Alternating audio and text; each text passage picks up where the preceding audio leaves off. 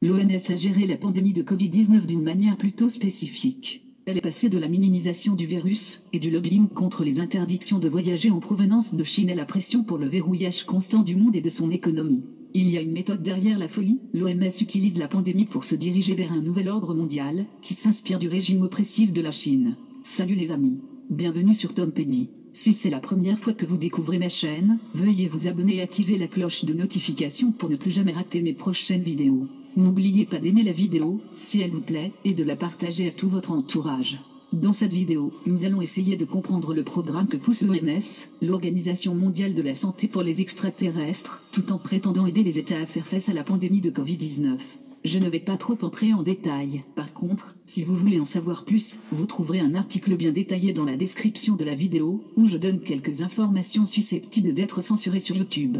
Donc, n'hésitez pas de le consulter à la fin de la vidéo. Entrons dans le vif du sujet. Depuis l'épidémie de Covid-19 en dehors de la Chine, l'Organisation mondiale de la santé a joué un rôle de premier plan dans la gestion de la pandémie au niveau mondial. Le pouvoir et l'influence incontestée de cette organisation créée par les Nations Unies ont conduit la plupart des gouvernements du monde à façonner leur politique et leur riposte à la pandémie conformément aux données et directives de l'OMS. En d'autres termes, les nations ont permis à une entité mondiale, et non démocratique, de dicter des décisions qui sont prises au niveau national et local. Le résultat de ce pipeline direct entre l'OMS et les gouvernements nationaux a été profond et d'une grande portée. Alimentés par des modèles et des projections apocalyptiques, les gouvernements ont été invités à confiner toute leur population tout en fermant l'ensemble de leurs économies pendant plusieurs mois. Les conséquences dévastatrices de ce verrouillage mondial sont encore difficiles à quantifier. Cependant, une prédiction faite dans ma vidéo intitulée « Confinement Covid-19, chaos humain mondial » s'est rapidement concrétisée. Des milliards de dollars ont été canalisés de la classe ouvrière vers l'élite.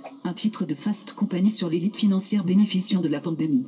Alors pourquoi l'OMS donne-t-elle des ordres aux nations et à leurs gouvernements démocratiquement élus? Est-ce dû à ses antécédents éprouvés et à ses conseils éclairés? Vous trouverez la réponse dans l'article. Continuons.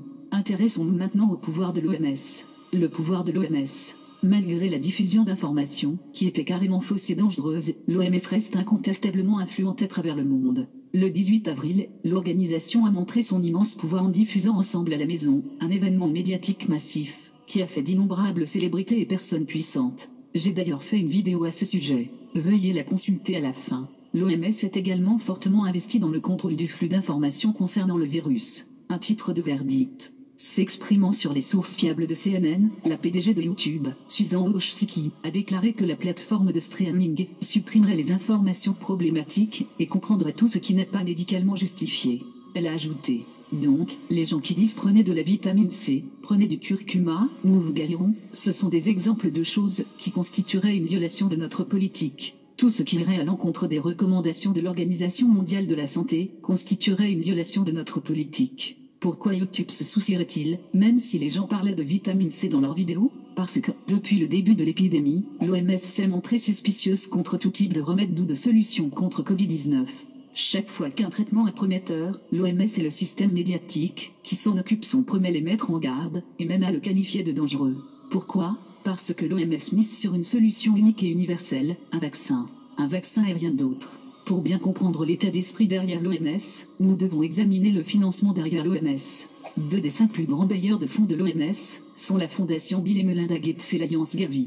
Comme on le voit dans ma vidéo intitulée Covid-19, l'occasion idéale pour introduire une identification numérique mondiale, ces deux organisations plaident pour l'utilisation de vaccins pour créer un système d'identification mondiale utilisant une sorte d'implant. Covid-19 est l'occasion parfaite pour eux de réaliser cela. Pour que cela se produise, le monde doit vivre dans la peur et s'en remettre jusqu'à ce que le vaccin soit libéré. L'un des nombreux titres mettant en garde contre tout type de guérison ou de traitement. L'OMS lutte également contre le remède le plus naturel contre un virus, l'immunité collective. En effet, compte tenu du fait que Covid-19 n'est pas mortel pour les personnes en bonne santé, permettre à la population de développer naturellement des anticorps contre le virus en vivant avec lui est probablement le moyen le plus naturel de le combattre. Certains pays comme la Suède ont défié le dogme de l'OMS, refusé de confiner sa population, et prétendent maintenant que l'immunité collective pourrait être atteinte d'ici juin. Bien sûr, l'OMS met en garde contre cette stratégie. Les sources médiatiques qui sont entièrement vendues à l'ordre du jour de l'OMS ont travaillé dur pour éviter ce concept séculaire. Voici un titre de The Guardian.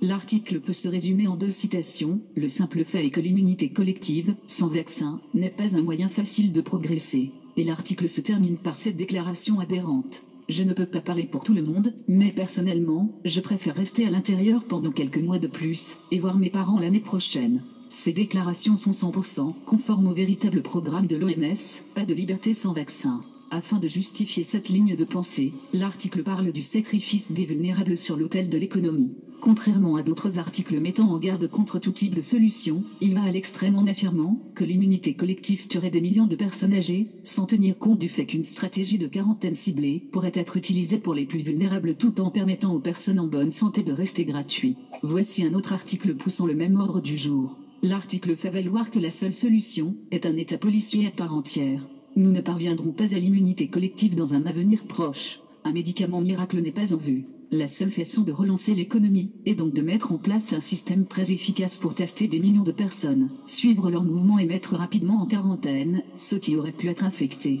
Cette citation nous amène à une autre raison pour laquelle l'OMS et son système d'élite veulent que l'anxiété Covid dure aussi longtemps que possible, la justification de la surveillance de la population. Utilisation de Covid pour activer Big Brother. Voici quelques couvertures et gros titres de magazines qui ont été publiés la semaine dernière. Big Brother peut-il nous sauver? Sur un magazine français. Un titre époustouflant du Times UK. Le Québec prépare son Big Brother pour la deuxième vague. Les téléphones portables peuvent être suivis. L'OMS a dit au monde que la seule solution viable était un vaccin. Et ils disent qu'un vaccin pourrait prendre des mois ou des années pour être disponible. Que se passe-t-il jusqu'à ce qu'ils décident qu'un vaccin est prêt? Un État policier ou la surveillance de haute technologie, la bioparanoïa et la mise en quarantaine forcée de personnes sélectionnées à tout moment. Big Brother est désormais un sauveur, car le suivi constant des individus et des personnes avec lesquelles ils entrent en contact est présenté comme la seule solution pour sauver des vies. Fait révélateur, Rosette Tam, administratrice en chef de la santé publique du Canada, qui est actuellement à l'avant-garde de la réponse à la pandémie du pays, tout en respectant pleinement les directives de l'OMS, est apparue dans un film bizarre de 2010 sur une pandémie. Le film Épidémie, Anatomie d'une peste, traite du scénario fictif de la résurgence de la variole au Canada. Ce qu'elle dit pendant le film est stupéfiant. Rosette Tam dans le film Épidémie, Anatomie d'une peste. Dans le film, Tam parle des mesures à prendre en cas d'épidémie de variole. Elle dit, s'il y a des gens qui ne sont pas conformes, il y a certainement des lois et des pouvoirs de santé publique qui peuvent mettre en quarantaine des personnes dans des contextes obligatoires. Elle ajoute, il est possible que vous puissiez suivre les gens, mettre des bracelets sur leurs bras, avoir la police et d'autres configurations pour assurer la quarantaine. Le narrateur du film continue, des postes de contrôle de police sont installés sur tous les ponts, et tous ceux qui quittent la ville doivent présenter une preuve de vaccination. Ceux qui refusent de coopérer sont emmenés dans des centres de détention provisoires. Depuis le début de l'épidémie de Covid, l'OMS a constamment guidé le monde vers un état policier jusqu'à la libération d'un vaccin approuvé. À bien des égards, l'OMS cherche à ce que le monde entier suive l'exemple de l'état policier de haute technologie le plus avancé au monde, la Chine. Chine dans le monde.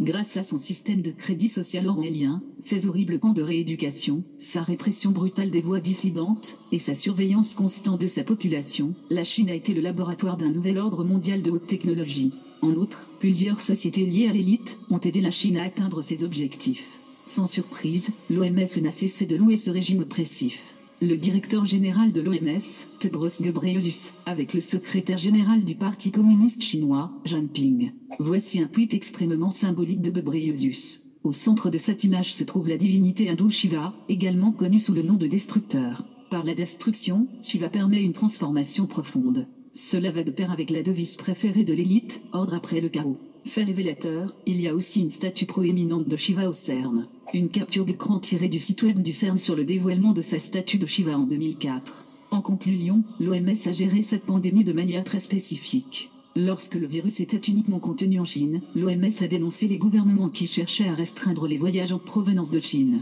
Malgré chaque once de bon sens, l'OMS a affirmé que restreindre les voyages ne serait pas efficace contre la propagation du virus. Une fois que le virus s'est propagé à travers le monde, l'OMS a alors poussé au maximum les politiques de confinement restrictives et destructrices de l'histoire humaine, provoquant un effondrement massif de l'économie et une refonte complète de la société. Dans cet environnement malsain, l'OMS s'est efforcée à opter pour des prises de pouvoir massives. L'organisation fait maintenant pression pour la prolongation de ces mesures et la création d'états policiers de haute technologie en attendant le seul remède qu'elle approuvera jamais, un vaccin universel. Compte tenu du fait que Bill Gates est le principal bailleur de fonds actuel de l'OMS, et qu'il fait également partie d'ID 2020 qui plaide pour l'utilisation de vaccins pour créer une identification numérique à l'aide d'un tatouage ou d'une puce électronique, nous pouvons clairement voir quel est le véritable programme de l'OMS, créer une Chine mondiale. Ce sera tout. Je vous demande d'aimer et de partager cette vidéo pour qu'on puisse atteindre plus de personnes. N'oubliez pas de vous abonner et d'activer la cloche de notification si ce n'est pas encore fait.